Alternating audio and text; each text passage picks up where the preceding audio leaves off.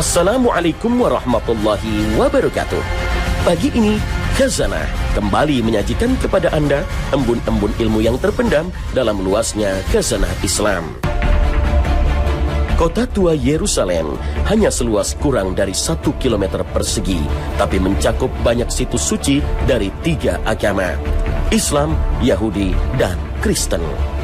Bagi umat Kristen di tempat ini Yesus disalib dan dibangkitkan. Bagi umat Yahudi, kota tua Yerusalem adalah tempat paling suci, situs bekas kerajaan Israel dan kuil-kuil Yahudi. Sementara bagi umat Islam, Masjid Al-Aqsa merupakan kota suci kedua yang dibangun pertama kali di muka bumi setelah Masjidil Haram di Mekkah. Dalam Sahih Bukhari dan Sahih Muslim disebutkan, Abu Dzar radhiyallahu anhu meriwayatkan bahwa ia bertanya kepada Rasulullah sallallahu alaihi wasallam tentang masjid pertama yang dibangun di muka bumi.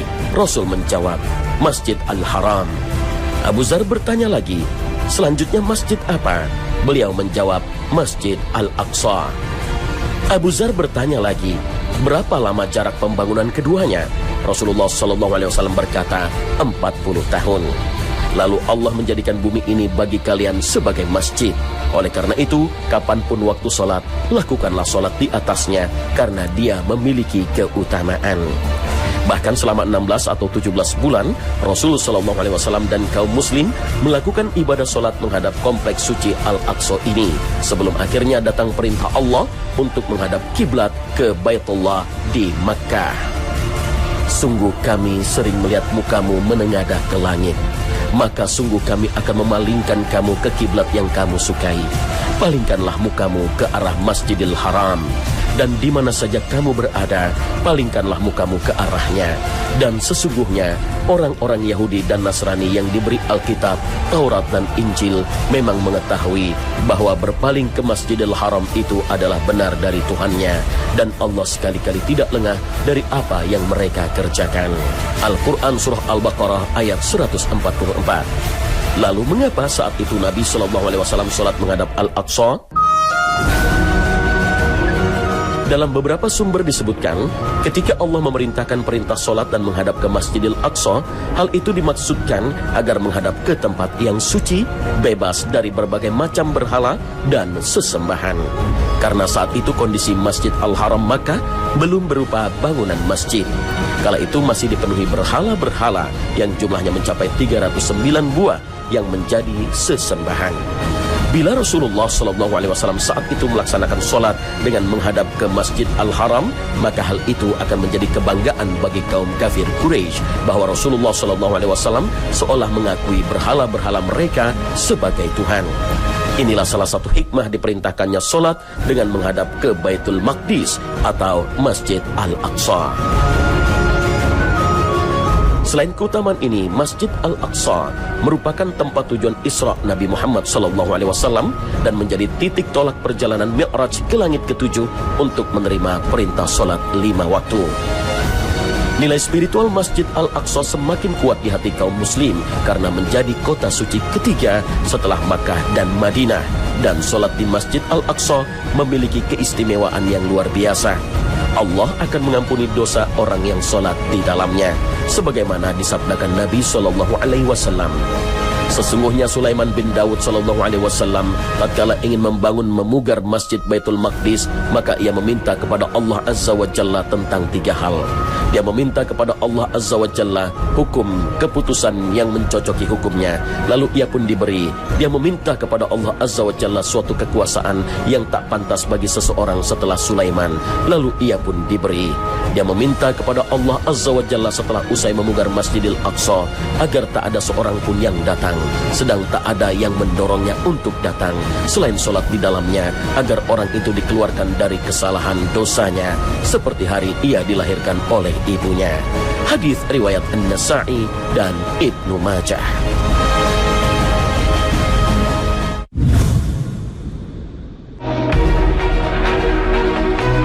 Pemirsa Khazanah, Selain begitu pentingnya Masjid Al-Aqsa di mata kaum muslim, namun ada sejumlah fakta yang tak banyak diketahui. Tak sedikit kaum muslim sendiri yang tidak tahu mana Masjid Al-Aqsa di kompleks suci.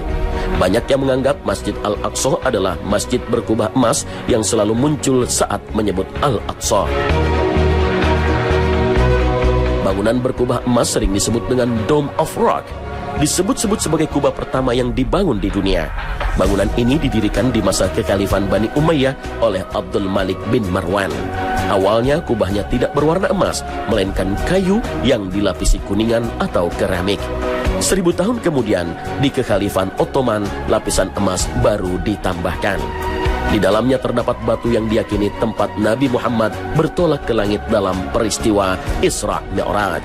Bagi umat Yahudi, batu itu juga diyakini tempat Nabi Ibrahim akan mengorbankan putranya.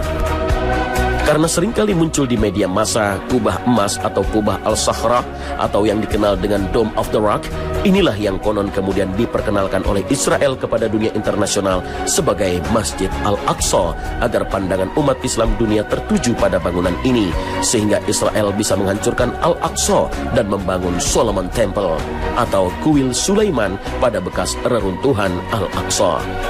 Umat Yahudi meyakini dalam kitab perjanjian lama, Taurat, bahwa akan datang di akhir zaman seorang yang mereka anggap sebagai dewa penolong Yahudi yang dinamakan Mesias, Al-Masih dalam bahasa Arab. Apabila mereka mengadakan ritual agama di Solomon Temple dengan mempersembahkan sapi betina berwarna merah. Masjidil Aqsa adalah sebuah kompleks di kota tua Yerusalem yang mencakup kubah batu Dome of Rock yang berkubah emas, Masjid Qibli, Masjid Burak, dan Masjid Marwani. Masjid Qibli yang biasa disebut Masjid Al-Aqsa karena paling dekat dengan kiblat di Ka'bah, Mekah. Kompleks masjid-masjid ini dinamakan Masjidil Aqsa atau Haram Al-Sharif di sebuah lokasi seluas 1 km persegi yang dibangun dinding tinggi mengelilingi kompleks suci. Pada masa kekuasaan Romawi, kompleks Masjidil Aqsa dijadikan sebagai tempat penimbunan sampah oleh penguasa Romawi. Kala itu umat Yahudi diusir dari Yerusalem. Barulah ketika Yerusalem dibebaskan oleh Khalifah Umar bin Khattab sampai dibersihkan oleh kaum muslim, bahkan Khalifah Umar turun sendiri ikut membersihkan sampah di tempat ini. Umar bin Khattab lalu mengizinkan kembali kaum Yahudi masuk Yerusalem yang telah terusir selama 1 abad. Beberapa kali masjid-masjid di Masjidil Aqsa dihancurkan lalu dibangun lagi karena peperangan, invasi, atau bencana. Pada pendudukan Israel tahun 1967, kerusakan terjadi akibat kekerasan Zionis. Tahun 1969, warga Australia, Dennis Michael Rohan, membakar mimbar Al-Aqsa. Tahun 1982, seorang tentara menembaki jamaah di Al-Aqsa, menewaskan 2 orang dan melukai 11 orang. Kini, ancaman kehancuran Masjidil Aqsa dari tentara Israel yang kerap merusak dalam bentrokan. Israel juga melakukan ekskavasi dan penggalian di situs-situs suci merusak pondasi masjid. Kebanyakan bentrokan dan konflik di Masjidil Aqsa terjadi akibat pembatasan akses masuk bagi Muslim Palestina oleh tentara Israel. Namun beberapa konflik disebabkan karena Israel melanggar perjanjian tahun 1967 soal kunjungan umat Yahudi ke Masjidil Aqsa. Berdasarkan tradisi setelah pencaplokan Yerusalem Timur oleh Israel, umat Yahudi dilarang beribadah di Masjidil Aqsa. Mereka boleh datang di antara waktu sholat, tapi hanya berkunjung, bukan beribadah. Perjanjian ini banyak dilanggar oleh Israel, terutama di hari-hari raya Yahudi. Pada tahun 2015, umat Islam Palestina marah ketika pemerintah Israel memasukkan banyak umat Yahudi untuk beribadah di Masjidil Aqsa. Sedikitnya 28 warga Palestina tewas dan ratusan terluka dalam bentrok dengan tentara Israel.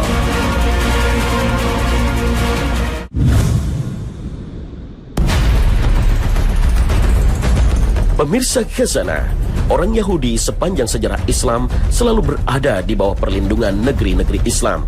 Komunitas Yahudi selalu dimusuhi oleh semua bangsa dan negara sepanjang sejarah. Di Jerman, masa Hitler orang-orang Yahudi diburu. hampir tidak ada tempat untuk orang Yahudi kecuali di dalam negeri Islam. Mereka hidup aman semasa tinggal di wilayah khilafah Islam karena undang-undang Islam melarang memerangi ahli zimmah atau non-muslim yang tinggal di bawah perlindungan kaum muslim.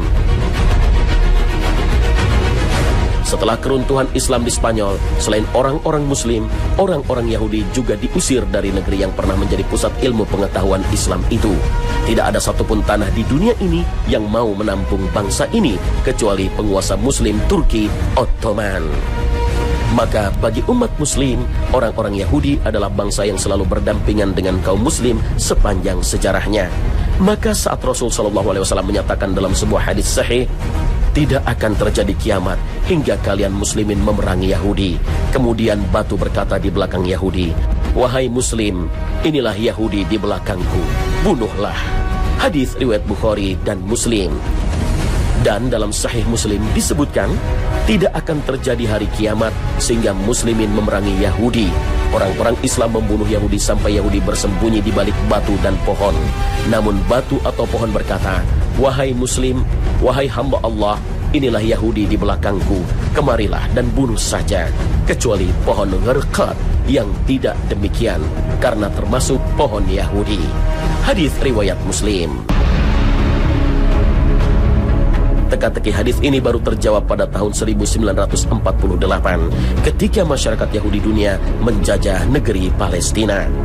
Pada tahun 1967 semakin jelas lagi hadis ini karena ternyata komunitas Yahudi yang selama 14 abad hidup di bawah perlindungan umat Islam tiba-tiba berubah menjadi liar yang mengakibatkan perang Arab Israel.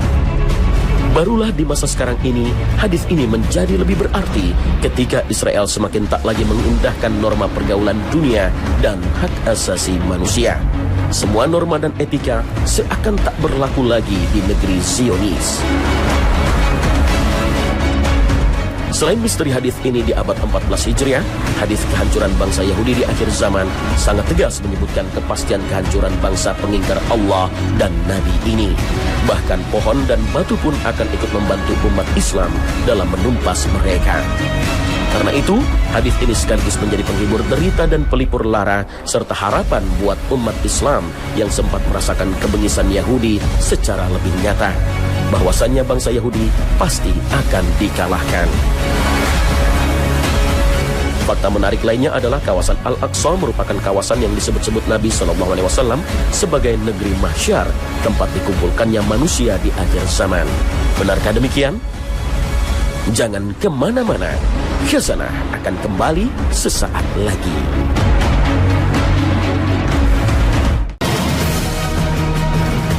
Pemirsa Khazanah, sebuah informasi penting disampaikan Nabi SAW pada umatnya bahwa pada akhir zaman manusia digiring ke Syam, tempat berkumpulnya manusia.